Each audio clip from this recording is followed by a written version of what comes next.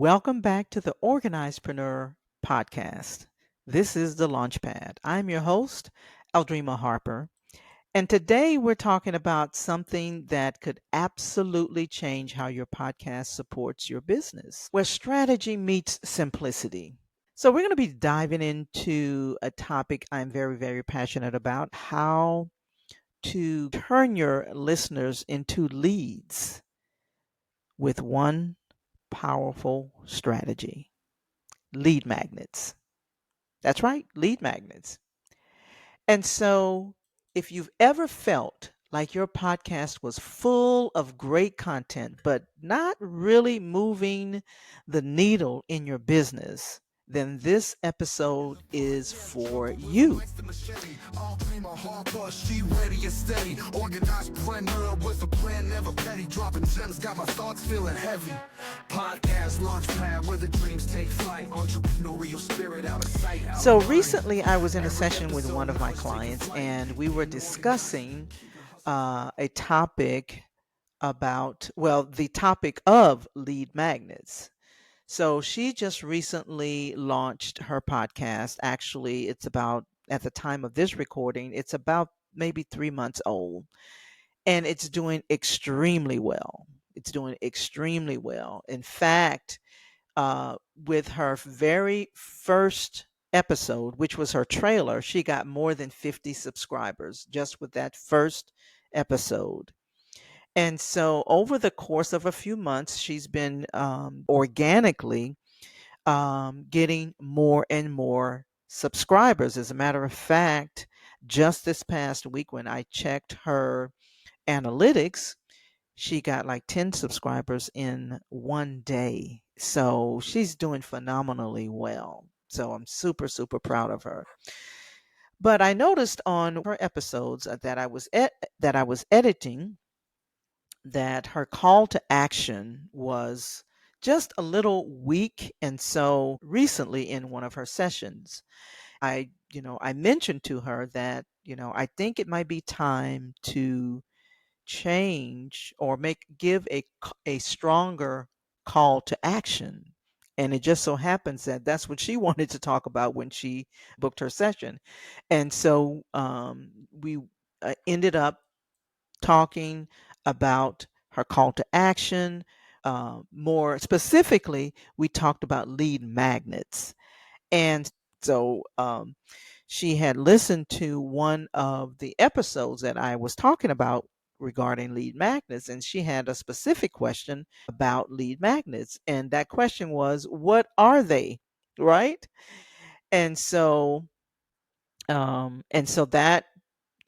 that kind of inspired this particular episode today, because I can't assume that everybody knows what a lead magnet is. And in fact, even though, she's launched her podcast, we're just approaching the point where now it's time to implement a lead magnet into her podcast. Okay.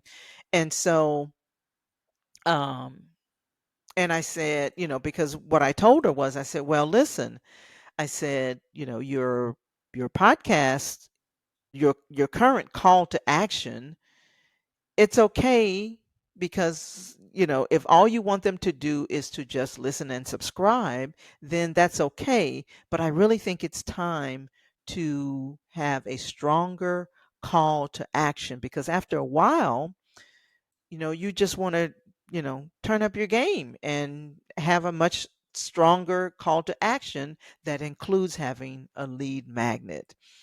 And so now, many of you probably have heard of a lead magnet. It's not an uncommon term. In fact, it's a very, very popular term in the coaching space or in the online space. But for whatever reason, my client had never really understood what a lead magnet, was, and what it could do for her business. And so I don't want to assume that for you either. And so, if you haven't considered having a stronger call to action on your podcast, because I think that that's where it's most commonly misunderstood. that having a lead magnet in your podcast, related to your podcast, really is something you need to consider. Okay. And you need to consider that, especially after, if maybe not initially, but after you start getting some momentum. And like I said, just a minute ago, she's now getting a lot of momentum with her podcast. And so it's like, hey, it's time to implement some type of lead magnet in your podcast flow. So that's what we're talking about today. And that's what inspired this episode today. So, let's talk about what a lead magnet is and why it is important to your podcast. Okay. So, a lead magnet can be something that's free but yet valuable, a very valuable resource that you offer in exchange for someone else's email address. Okay. And what it does, it helps to build and grow your list, grow your audience, where you are starting to nurture the relationships that you have with your email list. And if you don't have an email list, this is the best way to start one, right?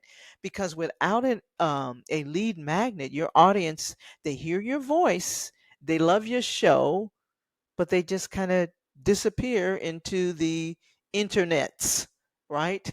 If you don't have a powerful call to action. And if all you have is, hey, listen to my next episode, it's coming up, that's great. However, at some point you want to have some type of lead magnet, particularly if you have maybe a coaching business and your podcast is there to support and help you generate leads and gather them and get them into your pipeline. And so it's a great way to stay connected and follow up and serve them even more deeply. So here's a question for you. What could you offer if you're listening to this episode or watching this episode? What could you offer to your audience that your listener actually wants?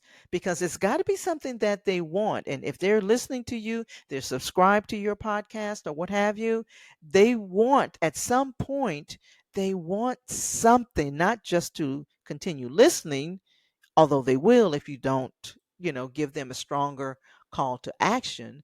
But what do they want? So you can ask them, what is it that you would like, right? Would you like to hear more episodes or accomplish some type of quick win, which we're going to get into that here very shortly.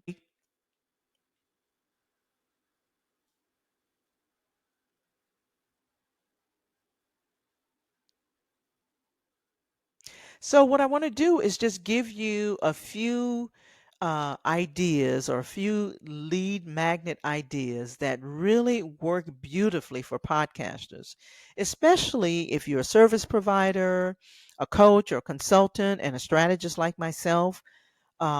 So, a simple checklist related to your zone of genius. Okay.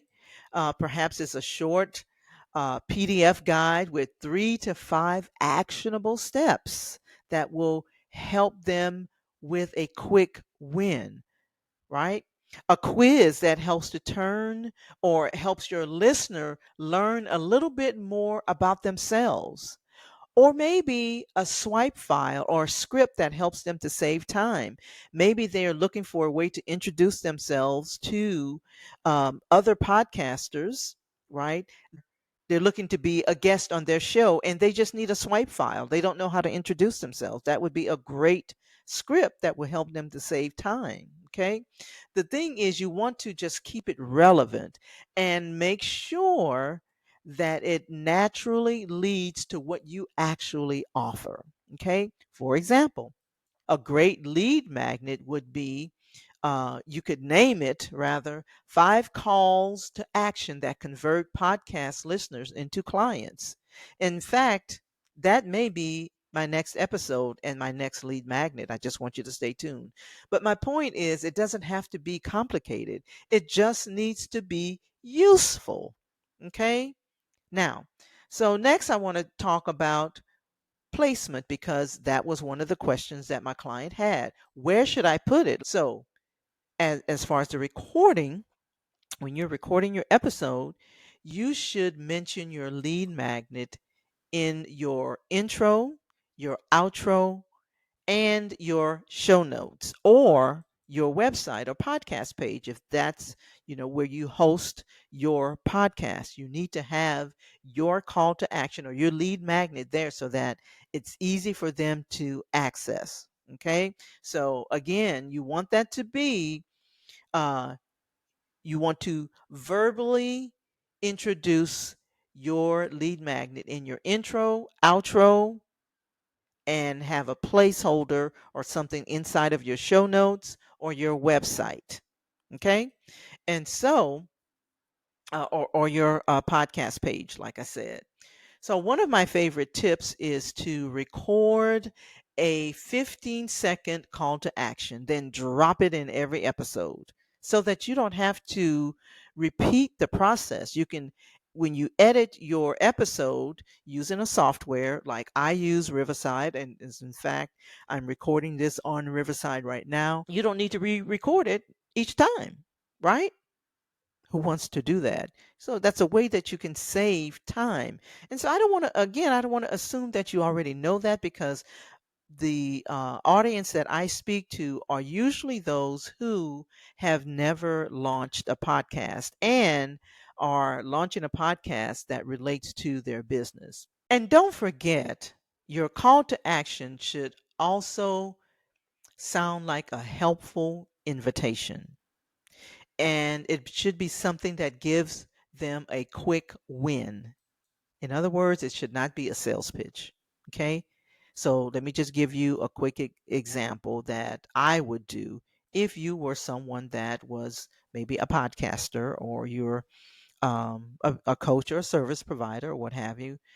Um, and you can say something like, if you're ready to XYZ, download my free, you fill in the blank, right? Whatever that with whatever that lead magnet is, perhaps it is a checklist. Okay, so if you're looking to grow your list with your XYZ, download my free XYZ. Okay, put the link in there and then say something like, it'll help you get started in less than 30 minutes because people want quick wins, right? They want quick wins. All right, so here's a takeaway. Your podcast is a powerful tool, but without a lead magnet, it's like a store. It's like going to a store that doesn't have a door. You have amazing stuff in your store. You have amazing content. You have amazing, valuable content that you're sharing. You want to give your listeners a way to walk through the door and stay connected. Okay. Think about your most recent episode and think about what's the easiest, most helpful resource that you can create from that topic. That's your assignment. Okay. And whatever that is, that's your lead magnet. Now, if you're not sure where to start, I want you to check out a link in the show notes. So here's mine. If you're looking to grow your list, grow your business, then make sure that you check out the link in the show notes that's going to help you build a podcast funnel that brings in clients and grow your business. It's a free video showing you what I'm doing, how I'm doing it, and how you can do it too. All right. I would really love to support you. So I want to thank you for hanging out with me for the last few minutes. And be sure to subscribe so you don't miss an episode. Until then, stay organized, stay inspired, and I'll see you in your earbuds real soon on the next episode. Okay.